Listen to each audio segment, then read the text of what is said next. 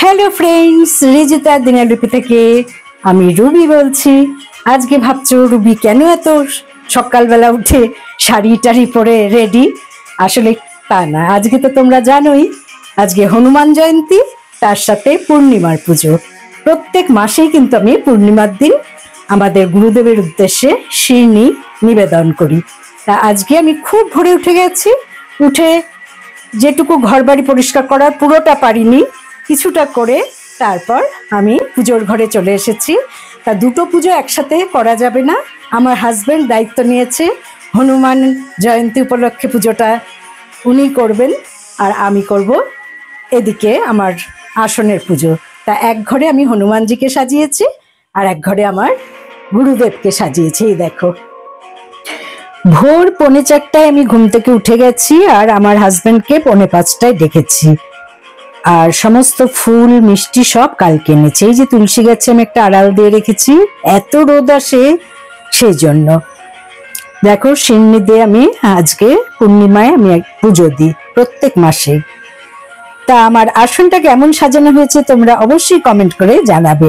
আমি রোজ রাম নাম লিখি, এটা সেই খাতার। তুলসী গাছকে কি সুন্দর সাজিয়েছি। আমি ঠাকুর ঘরে আমার সমস্ত পুজোর উপকরণ রেডি করে আমি এই ঘরে এসে হনুমানজিকে সাজাচ্ছি। দেখো, সবে সাজানো শুরু করেছি। সাজানো হলেই আমরা দুজনেই একসাথে পুজো শুরু করব। ও এখানে পুজো করবে আর আমি ওই ঘরে। আমার পুজো মোটামুটি শেষ।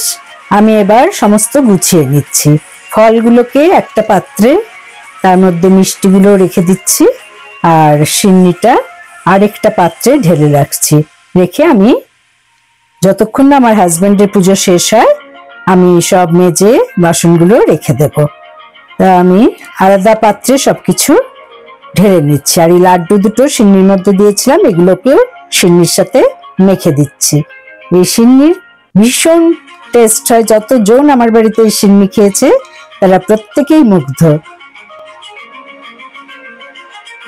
দেখো, পুজো কমপ্লিট। আমি শিরনি সমস্ত কিছু গুছিয়ে নিয়েছি এবং আজকে ব্রেকফাস্টের আলাদা করে কিছু রান্না করলাম না। এই শিরনি দিয়ে, লাড্ডু দিয়ে, ফল আছে, প্লাস তার সাথে একটু মুড়ি খেয়ে নেব। এই হবে আজকে আমাদের ব্রেকফাস্ট। এইমাত্র পুজো শেষ করে উঠলাম, কিন্তু আমার হাজবেন্ডের এখনো পুজো শেষ হয়নি। তাই ও পুজো করতে করতে আমি বাদ বাকি যেটুকু ঘরের কাজ সেরে নিচ্ছি। তারপর একসাথে বসে আমরা দুজন প্রসাদ খাবো। ঠাকুরের আসন থেকে সমস্ত কিছু সরিয়ে নিয়ে ঠাকুরের আসনটা ভালো করে মুছে নিচ্ছি। আর এবারে ঠাকুরের যে কটা বাসন আমি ইউজ করেছি সেগুলো প্রথমে আগে জল দিয়ে একবার ধুয়ে নিচ্ছি, তারপর ভালো করে মেজে নেব। তাই বাসন মাজতে মাজতেই বলছি, আমি বিয়ে হয়ে আসার থেকেই দেখি আমার শ্বশুর বাড়ির সবাই রাম ঠাকুরের দীক্ষিত।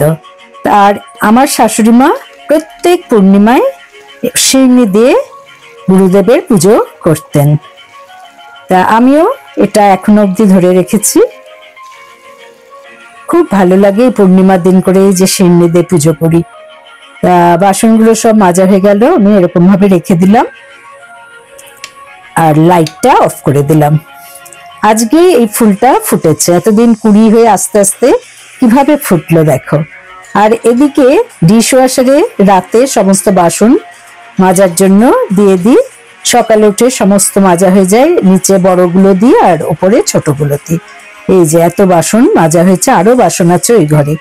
তাই এবার আমি জায়গায় সব রেখে দিচ্ছি। কাচের বাসন এক জায়গায়, স্বচ্ছ কাচের বাসন এক জায়গায়, এরকম ভাবে সুন্দর করে সাজিয়ে গুছিয়ে রাখি। এখানে মাটির কিছু পাত্র, সেগুলো রেখে দিয়েছি। আর রান্নাঘরের এই ড্রয়ার গুলোতে কোনোটাতে চামচ, কোনোটাতে ঢাকনা, আবার কোনোটাতে থালা, বড় বড় বাটি, এই সমস্ত রেখে দিই। আর এইদিকে সেলফের আরো বড় বড় যে সমস্ত বাসন, সেগুলো মোটামুটি লোকজন আসলেই কাজে লাগে। আর এখানে mixie, electric kettle, sandwich pan, এগুলো রাখি। আর ছোট ছোট কিছু বাসন ঝুলিয়ে রাখি। আর এই দুটো সেলফে সমস্ত মশলাপাতি রাখি, আর হাতের কাছে যেগুলো সবসময় লাগে সেগুলো এখানে রেখে দিই। আর পেছন দিকে একটা ঝুড়িতে আলু পেঁয়াজ রাখি। আলু পেঁয়াজটা আছে একটা রাইস কুকারের উপর, রোজ এখান থেকে রাইস কুকারটা বের করে ভাত রান্না করি। আর এখানে বাসন মাজার সব উপকরণ, আর উপরের সেলফগুলোতে যেগুলো কোনোদিনও ইউজ হয় না সেই জিনিসগুলোই তুলে রাখা হয়। তা আমার হাজবেন্ড সবকিছু ওপর থেকে একদিন নিয়ে সব ফেলে দিয়েছে। অনেক কিছু ছিল যেগুলো কোনোদিনই কাজে লাগে না। আর এই চামচগুলো চামচের জায়গায় রেখে দিলাম। এইভাবে গুছিয়ে রাখলে মনটাও ভালো লাগে এবং কাজ করার সময় সব কাছেই পেয়ে যাই।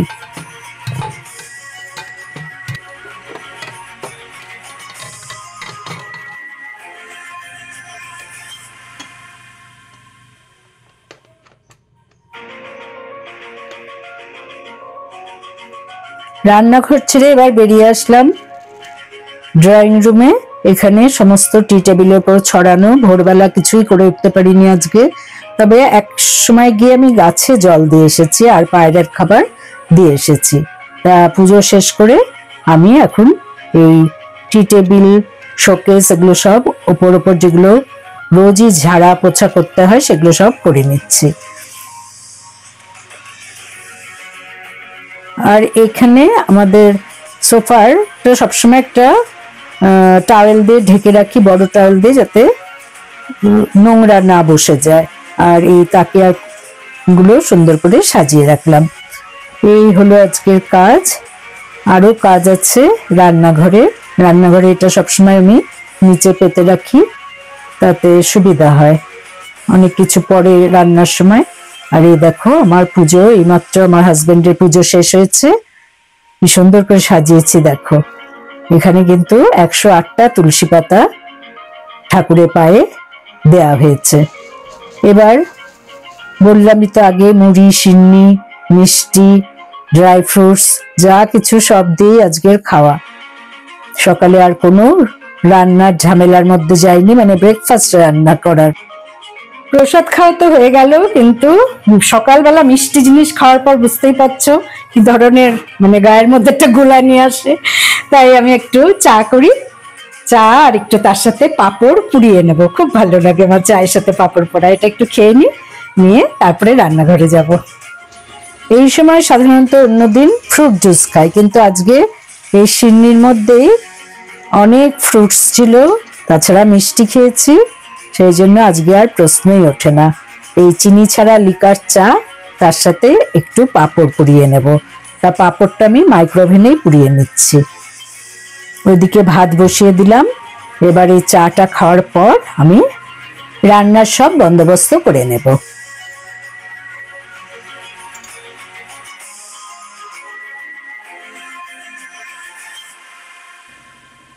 পাঁপড় পোড়ানোটা কতটা সুন্দর হয়েছে তোমাদের দেখাচ্ছি। যদিও একধার পুড়িয়ে ফেলেছি, কিন্তু তাতে কিছু এসে যায় না। আজকে তো জানোই নিরামিষ, বাড়িতে দুটো পুজো বলে কথা, তার মধ্যে শনিবার আমরা নিরামিষ খাই।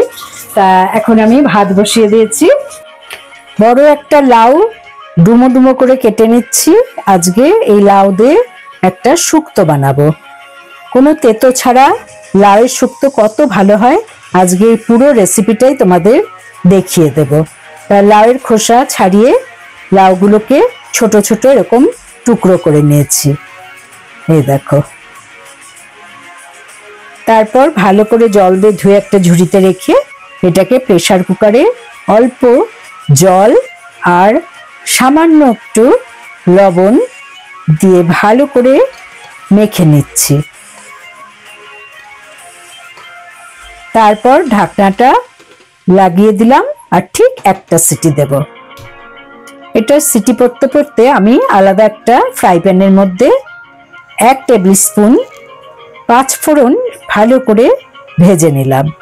ভেজে একটু ঠান্ডা করে নিয়ে এ দেখো সিটি পড়ে গেল। আর এদিকে আমি এই 5 ফোড়নটাকে ভালো করে পিষে নিচ্ছি। মিক্সিতেও পিষে নেওয়া যায়, তবে আমি এটাতে পিষে নিলাম। একটু আদা, 1 ইঞ্চির মতো, 2টো কাঁচা লঙ্কা আর 1 টিস্পুন সর্ষে আর 2 টেবিল স্পুন পোস্ত। সামান্য জল দিয়ে সুন্দর করে একটা পেস্ট বানিয়ে নিলাম। এবার সর্ষের তেল দিয়ে তাতে কিছু বড়ি ভেজে নিলাম। বড়িগুলো যখন লাল করে ভাজা হয়ে গেল তখন আমি তুলে নিলাম।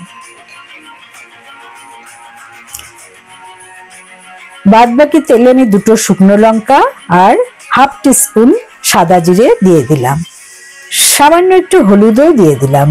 এবার ভালো করে ভাজা হলে আমি এতে বানিয়ে রাখা পেস্টটা, যেটা পোস্ত, সর্ষে, কাঁচা লঙ্কা আর আদা দিয়ে বানিয়েছি, সেটা ঢেলে দিলাম আর ওই মিক্সিং জারটা জল দিয়ে ধুয়ে এর মধ্যে দিয়ে দিলাম। এবার দেখো নাড়াচাড়া করার পর কি সুন্দর তেল ছেড়ে বেরিয়ে এসেছে। এবার সেদ্ধ করা লাউটা দিয়ে দিলাম, দিয়ে লাউয়ের সেদ্ধ করে যে জলটা ওটাও কিন্তু রেখে দিয়েছি। আর এখানে আন্দাজ করে জলটা কিছুটা দিয়ে দিলাম, সব দিলাম না, যতটুকু আর কি আমার লাগবে। এখানে এবার অল্প লবণ দিলাম এবং 1 টেবিল স্পুন চিনি দিলাম। লবণটা আন্দাজ করে দিতে হবে, কারণ জলের সেদ্ধ করার সময়ও কিছুটা লবণ দেওয়া ছিল। এবার দুধের মধ্যে, এই ধরো হাফ কাপ দুধের মধ্যে একটু কর্নফ্লাওয়ার 1 টেবিল স্পুনের মতো গুলে আমি এতে দিয়ে দিলাম, তাতে এটা একটু ঘন হয়ে গেল।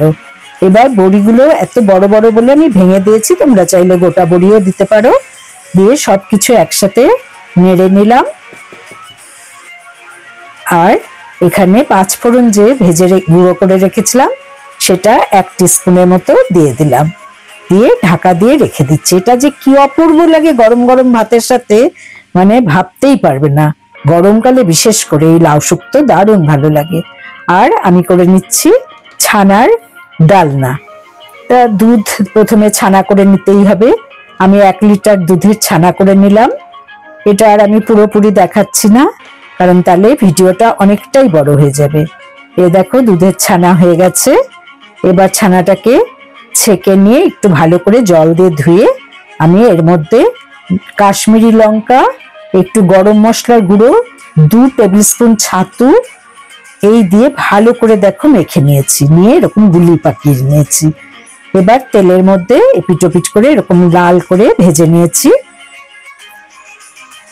আর আলু দিয়ে আমি এই ডালনাটা করেছি আদা জিরে বাটা দিয়ে। এবার জল দিয়ে আলুটা সেদ্ধ হয়ে যাওয়ার পর তার মধ্যে এই ছানার বড়াগুলোকে ঢেলে দিয়ে একটু গরম মশলা দিয়ে একটু সামান্য ঘি দিয়ে নামিয়ে নিয়েছি। তোমরা এরকম নিরামিষের দিন ছানার ডালনা করে খেতে পারো। এবার লাঞ্চটা আমরা করে নেব। এই যে আলু সেদ্ধ আর উচ্ছে সেদ্ধ মাখা একসাথে সর্ষের তেল আর নুন দিয়ে, আর লাউ শুক্তো তো আছেই সাথে, দারুণ হয়েছে লাউ শুক্তো, ছানার ডালনা